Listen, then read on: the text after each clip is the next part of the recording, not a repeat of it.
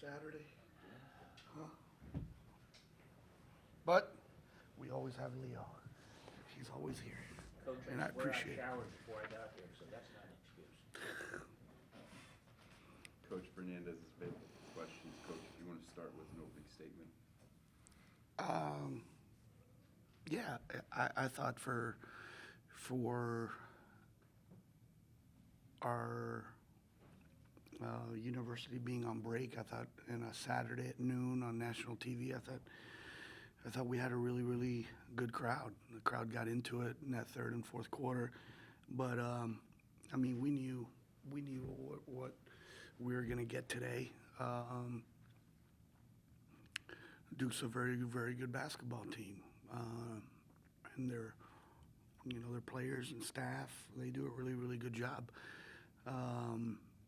I was pleased at how we defended, and I thought we did a really good job controlling tempo in the first half. Right, we were able to run our stuff, but of course, at the end of that second half, Duke came out and they were on the ball, full court pressure, a little 1-2-on-1s, man-to-man, where they denied everything. And I think it bothered us in that third quarter, right? They got in passing lanes.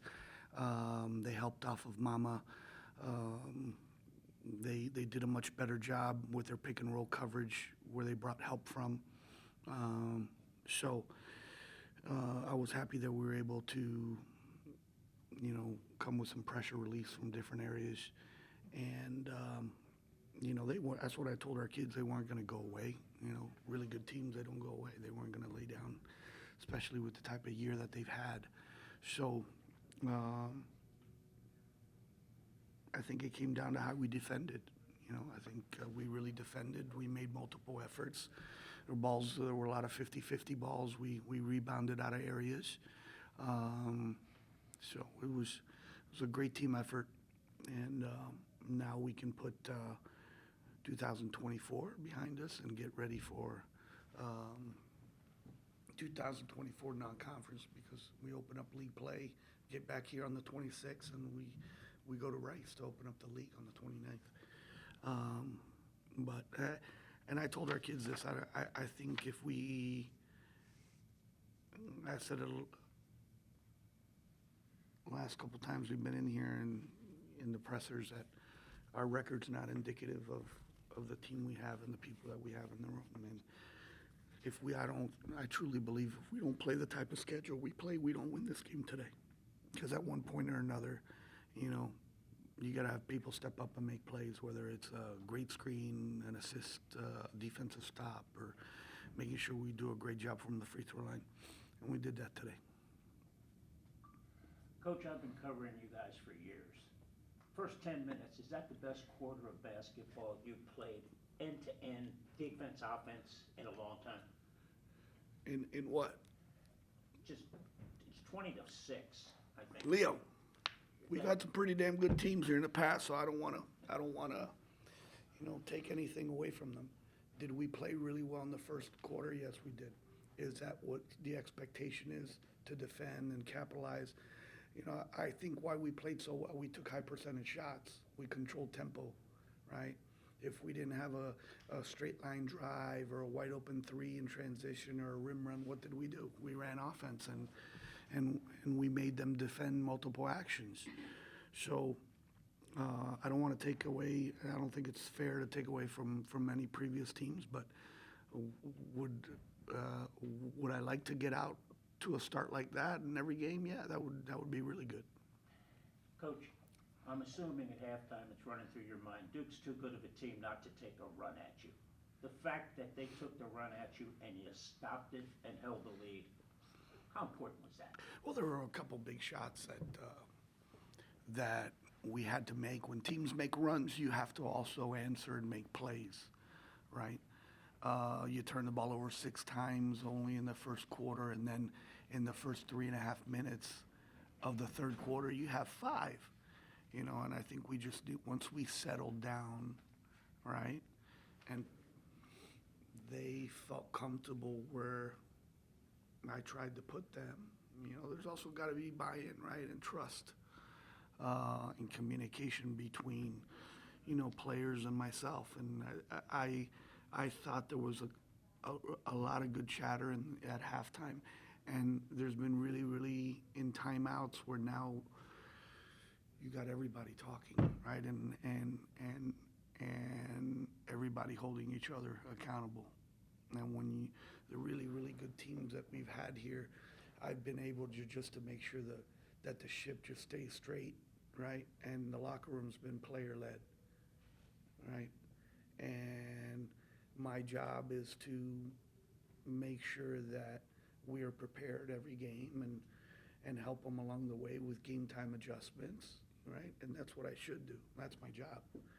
But when you have players talking about different situations in regards to how they're hard hedging on ball screens and they're tagging, they stopped tagging from the ball side corner and they tagged from a different area, our rollers. Now they're seeing the game in a different way, right? And when you start to see the game in a different way as a basketball player, now you become really good. And they did that today.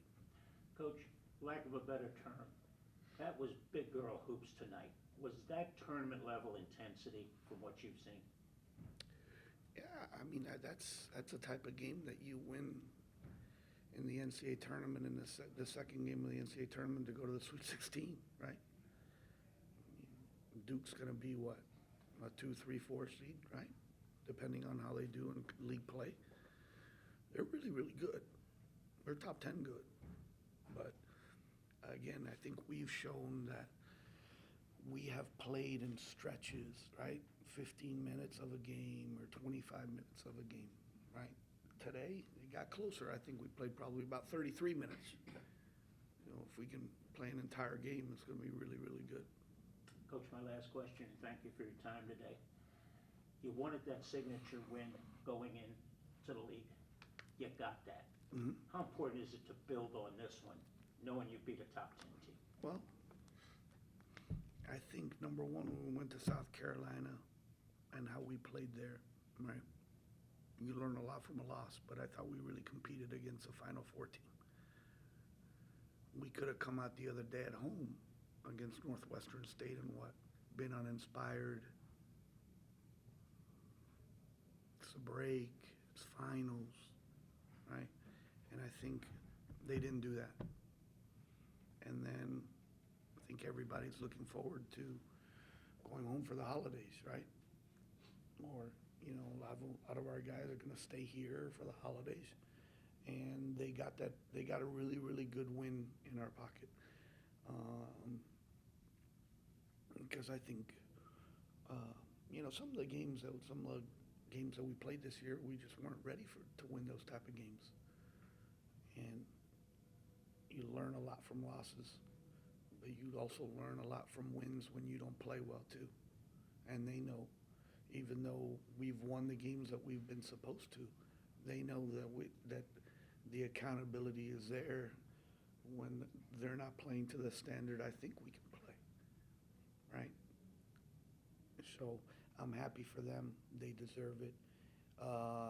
These are the type of games that, you know, I think when your basketball career is over, 10, 15, 20 years down the road, you know, and you're talking to your kids or your significant other, say, yeah, man, I played. Shit, we beat Duke at home. They were like number 8, number 9 in the country, right?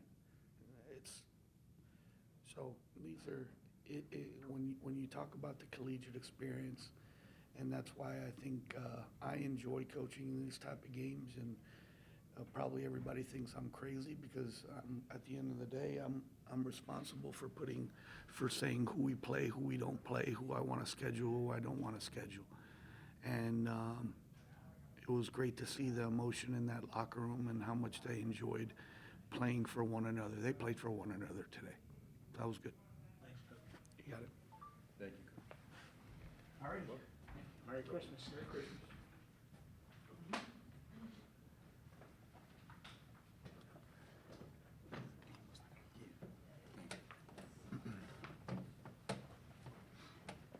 All right, players, Sammy, Queesis, and Laura Futu are available for questions. How How about we switch this around, you ask me something, how's that sound? That was big girl basketball, that was intense, it was physical. Is that the way you like it? We prepared like really hard this week. Like Coach said, we've had such a hard non-conference schedule, but it's prepared us to win a game like this. And we all love each other on this team, and we really did play for one another and played hard, and we came out really strong, so it was just really fun.